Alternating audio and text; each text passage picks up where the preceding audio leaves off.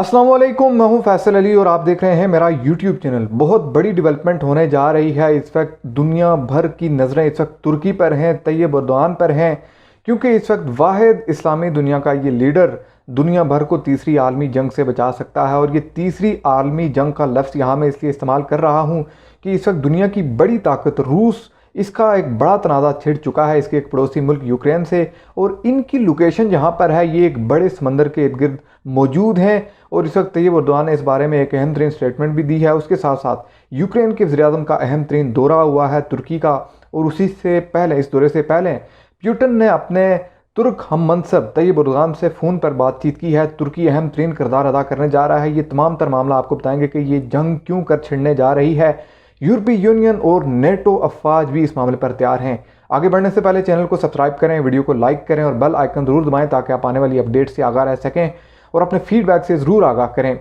ये एक बड़ी डेवलपमेंट होने जा रही है। इस वक्त तुर्की के पड़ोस में मौजूद जो एक बड़ा ब्लैक सी है, जिसके इर्द गिर्द आपको रशिया भी नज़र आएगा, यूक्रेन भी नज़र आएगा, और यहाँ पर जॉर्जिया और मोल्डोवा जैसे अहम तरीन ममालिक भी नज़र आएंगे। यहाँ पर एक बड़ा तनाज़ा इस वक्त रूस और यूक्रेन के दरमियान है। अगरचे इस तनाज़े की बात की जाए तो ये साल 2014 के बाद से शुरू हुआ था, जहां बुनियादी तौर पर, क्योंकि ये एक पुराना हिस्सा था सोवियत यूनियन का, और सोवियत यूनियन के टूटने के बाद यहाँ तकरीबन 3 मुख्तलिफ सदर रहे, और यहाँ पर जो चौथा सदर आया वो बहुत बड़ी हद तक रूस का हमायत याफ्ता था। इस सदर ने साल 2014 में एक ऐसा फैसला किया जिसके बाद यूक्रेन और रूस के दरमियान बड़े तनाज़ात खड़े हो गए, और इस वक्त मामला यहाँ तक आन पहुँचे हैं कि दू बदू लड़ाई और जंग की तैयारियाँ हो चुकी हैं। इस हवाले से इस वक्त रूस भी हाथ पांव मार रहा है, यूक्रेन भी हाथ पांव मार रहा है, और तुर्की को अप्रोच किया जा रहा है। तुर्की इतना अहम क्यों है? दरअसल यूक्रेन का ये जो मामला है, जो 2014 के बाद से तनाज़ात का शिकार है, यूक्रेन के उस वक्त के सदर 2014 में जो थे वो यूक्रेन के चौथे सदर थे सोवियत यूनियन के टूटने के बाद, और ये रूस की जानिब खासा जो है वो अपना सुरख रखते थे।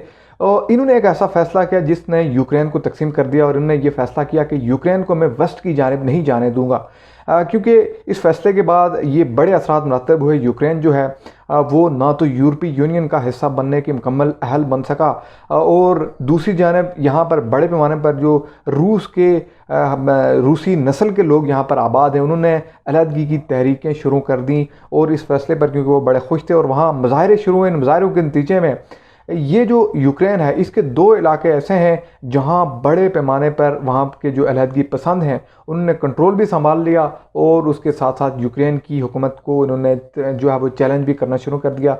बुनियादी तौर पर ये 2 इलाके जो रूस के बॉर्डर के साथ मौजूद हैं, जिनको डोनेबस और क्रीमिया कहा जाता है, ये तमाम वो इलाके मौजूद हैं जो इस वक्त आपको ब्लैक सी के बिल्कुल आप साहिल जो है इनका वो ब्लैक सी के साथ लग रहा है, और यहाँ पर रूस का बड़ा रसूख है। अब ये वो इलाके हैं जहाँ रूसी नस्ल के लोग आबाद हैं।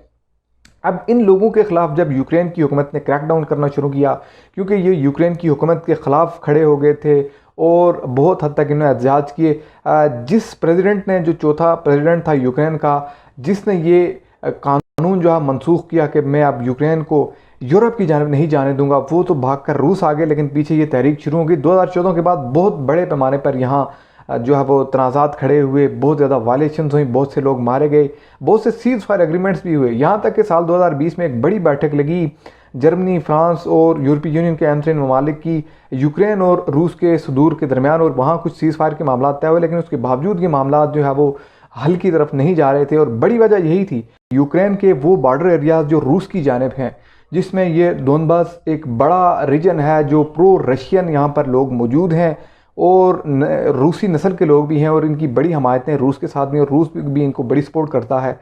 यहाँ पर अलहदगी पसंद है, सेपरेटिस्ट हैं जो यूक्रेन से आज़ादी चाहते हैं, उसके ख़िलाफ़ तहरीकें भी चलाते आए हैं।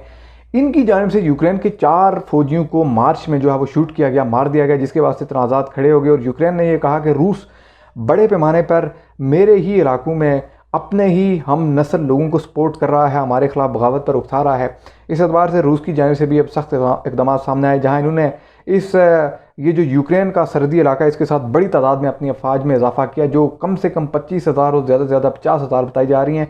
और तो ये तमाम तर मामला इस वक्त रूस और यूक्रेन के दरमियान का है। लेकिन इस तमाम तर मामले में जो तैयब एर्दोआन की स्टेटमेंट आई है, उसने बड़े वाज़ेह अल्फाज में ये कहा है कि मैं इस तमाम तर ब्लैक सी का जो इलाका है, इसमें अमन चाहता हूँ, इसमें किसी भी तरह की कशीदगी काबिल कबूल नहीं है।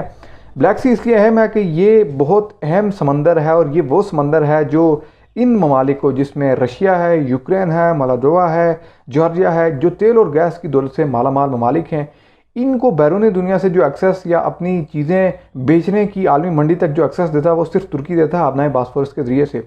अब ये तमाम मालिक तुर्की के मरून मिन्नत हैं। लेकिन अहम तरीन मामला क्या है इस वक्त? अहम तरीन दौरा जो यूक्रेन के प्राइम मिनिस्टर हैं इन्होंने किया है, तुर्क सदर तैयब एर्दोगान से मुलाकात की और उनको कहा है कि आप इस मामले को किसी तरह से हल करवाएं, सॉल्व करवाएं, क्योंकि रूस जो है वो हमें हड़पने को तैयार है। और इस वक्त रूस की तमाम तर कोशिशें हैं, क्योंकि ये इलाके सोवियत यूनियन का हिस्सा रहे हैं। अब रूस ये चाह रहा है कि वो वापस इन इलाकों को हासिल करे जहाँ पर रूसी नस्ल के लोग मौजूद हैं, जबकि यूक्रेन की जो सेंट्रल गवर्नमेंट है वो बहुत ज़्यादा, आप कह सकते हैं कि वेस्टर्न कंट्रीज़ का उस पर इन्फ्लुएंस है। वो अपने आप को यूरोपीय यूनियन का भी हिस्सा बनाना चाहती है और उसके साथ साथ नेटो इत्तेहाद से भी। इस वक्त जो यूक्रेन के प्राइम मिनिस्टर हैं उन्होंने ये दरख्वास्त की है कि इस मामले में आपकी मदद हमें चाहिए होगी। और इस तमाम तर मामले में अगर आप नेटो ममालिक को देखें तो वो ऑफर्स कर रहे हैं, उसमें जर्मनी हो गया, फ्रांस हो गया, और ये जितने भी ममालिक हैं इन्होंने इंडिविजुअली भी ऑफर्स किए और एज नेटो मेंबर भी कहा कि अगर यूक्रेन को रूस के ख़िलाफ़ किसी भी तरह की मदद चाहिए, वो मिलिट्री की सूरत में है या किसी भी सूरत में, वो हम प्रोवाइड करेंगे। यानी ये आप देखिए कि ये दुनिया भर की ताकतें यूक्रेन के साथ खड़ी हैं। यूरोपीय यूनियन एक बहुत बड़ी यूनियन है। नेटो इत्तेहाद से मुराद आधी दुनिया है, आधी दुनिया की फोर्सेस हैं। जो आप देखें कि इन्होंने अफगानिस्तान में क्या तबाही लाई, फिर इराक में इन्होंने क्या किया, अब ये यूक्रेन के साथ खड़े होने जा रहे हैं रूस के खिलाफ, क्योंकि रूस एक बड़ी ताकत है। और पहले भी आपने देखा सोवियत यूनियन एक बड़ी यूनियन थी, उसको तोड़ा गया। तो ये तमाम तर मामला है कि इसको तीसरी आलमी जंग हम इसलिए कह रहे हैं कि एक तो ये ब्लैक सी के इर्द गिर्द मौजूद ममालिक के दरमियान एक बड़ी कशीदगी है, यानी पानी पर ही जंग है बुनियादी तौर पर। और दूसरा ये कि यहाँ रूस के खिलाफ तमाम दुनिया मुतहद हो चुकी है, लेकिन रूस ने बड़ा ट्रिक किया है यहाँ पर। रूस का जो हमेशा से ही बड़ा दरीना जो बैकडोर डिप्लोमेसी भी है तुर्की के साथ, और कुछ पर्सनल रिलेशंस भी हैं पुतिन के तैयब एर्दोगान के साथ। अब ये जो दौरा हुआ है इस वक्त यूक्रेन के प्राइम मिनिस्टर का तुर्की का, जिसके बारे में कहा जा रहा है उन्होंने ड्रोन्स का मुतालबा किया। हालांकि जो ड्रोन्स की डील है वो तुर्की और यूक्रेन के दरमियान दिसंबर 2020 में हुई थी, जिसमें तुर्की ने कुछ मकामी सतह पर तैयार करदा ड्रोन्स जो हैं वो यूक्रेन को देने थे, लेकिन ये अभी तक डिलीवर नहीं हो सके हैं। लेकिन इस दौरे से पहले ये जो यूक्रेन के वज़ीर-ए-आज़म ने इस वक्त तुर्की का दौरा किया है हफ्ते के रोज़, इससे पहले ही जुमे के रोज़ तैयब एर्दोगान को अहम तरीन फ़ोन कॉल पुतिन ने कर दी थी। उस कॉल में समझा दिया था कि मामला ये है कि ये ब्लैक सी का मामला है, तुम्हारे और मेरे इल्म में है कि ब्लैक सी कितना अहम है, तुम्हारे लिए भी एक बड़ा ट्रेड गुजरता है अपना बास्फोरस से, उसी से तुर्की एक्सेस देता है सारी दुनिया में, रशिया को भी देता है, यूक्रेन को भी देता है यकीन तौर पर। तो एर्दोगान को पुतिन ने पहले से ही आगाह कर दिया था फ़ोन कॉल के ज़रिए से जुमे के रोज़ कि इस मामले में तुमने कौन सी साइड लेनी है। तो उसके यकीनी इम्पैक्ट्स आपको नज़र आए जब यूक्रेन का वज़ीर-ए-आज़म गया तैयब एर्दोगान से मुलाकात करने। तो वहाँ पर तैयब एर्दोगान की जो बॉडी लैंग्वेज थी और जो स्टेटमेंट सामने आई, उन्होंने ये कहा कि हम बातचीत से इस मामले को हल करना चाहते हैं। और सबसे अहम तरीन चीज़ जो गुफ्तगू का हिस्सा था तैयब एर्दोगान की प्रेस ब्रीफिंग में, उन्होंने ये कहा कि मैं ब्लैक सी में अमन चाहता हूँ। ये क्लियर वार्निंग है यूक्रेन के लिए। यूक्रेन के वज़ीर-ए-आज़म क्योंकि वहाँ पर मौजूद थे तो इससे ज़्यादा सख्त ज़बान तो इस्तेमाल हो नहीं सकती थी। अब तैयब एर्दोगान ने वही बात की जो उनको अपने रशियन हम मनसब पुतिन ने फ़ोन कॉल के ज़रिए बता दी थी कि ये मामला बड़ा सीधा सा है। एक जानब सारी यूरोपीय यूनियन का इत्तेहाद मेरे ख़िलाफ़ यूक्रेन के हक़ में खड़ा हो रहा है, और दूसरी जानब तुम भी जानते हो कि तुमने जब हमसे S-400 मिसाइल डिफेंस सिस्टम खरीदा तो किस तरह से इसी यूरोपीय यूनियन ने, इन्हीं नेटो इत्तेहादियों ने तुम्हारे ऊपर पाबंदियाँ लगाई। तो यहाँ सूरत हाल वाज़ेह है कि तुमने मेरे साथ खड़े होना है। अब यही तमाम मामला है। तुर्की की जानिब से वाज़ेह तौर पर यह कहा गया है कि बातचीत से मामला हल करें, जो आमतौर पर कोई भी मुल्क दूसरे मुल्क के लिए कह देता है। कोई वाज़ेह पोजीशन तुर्की ने इख्तियार नहीं की। ये ज़रूर कहा कि हम हमारी जहाँ मदद आपको दरकार होगी हम वहाँ पर मदद करेंगे आपकी, और डिप्लोमेटिकली बातचीत के ज़रिए से मामले को हल करेंगे। लेकिन अहम तरीन चीज़ तुर्की ने यह कही कि हम इस तमाम तर मामले में ब्लैक सी में अमन चाहते हैं। अब ब्लैक सी के इर्द गिर्द की सूरत हाल मैंने आपको बता दी है कि ये अहम तरीन समंदर है, सिर्फ तुर्की से इसका रास्ता निकलता है बाहर की दुनिया को।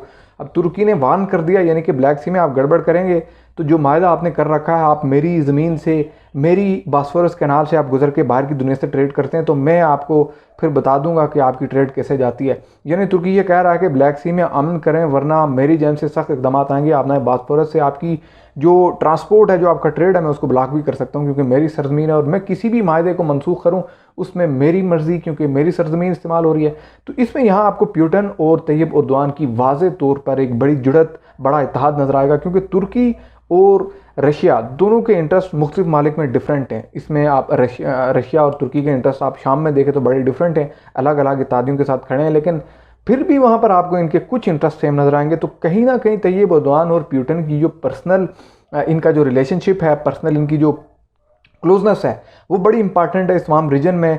और पुतिन ने जो बात जुमे के रोज़ समझाई तैयब एर्दोगान को, तैयब एर्दोगान ने हफ्ते के रोज़ यूक्रेन के वज़ीर-ए-आज़म को वही बात बताई और ये कह दिया कि अगर गड़बड़ होती है तो ब्लैक सी की ट्रेड जो है वो बंद कर देनी है, हमने आपका एक्सपोर्ट बंद कर देना है, जो आपके नेटो इत्तेहादी मदद करने के लिए आएंगे हम उनको आने नहीं देंगे, या कुछ इस तरह की चीज़ें। तो ये बुनियादी तौर पर वो मामला है। तुर्की और रूस एक पेज पर हैं, दोनों को नेटो ममालिक की जानिब से सख्त तरीन ज़बान और सख्त तरीन रिएक्शन का हमेशा से सामने होता है। इसलिए दोनों ममालिक ये तय कर चुके हैं कि हमने यूक्रेन के मामले को किस तरह से लेकर चलना है। चैनल को ज़रूर सब्सक्राइब करें, वीडियो को लाइक करें और अपने फीडबैक से ज़रूर आगाह करें। अल्लाह हाफिज़।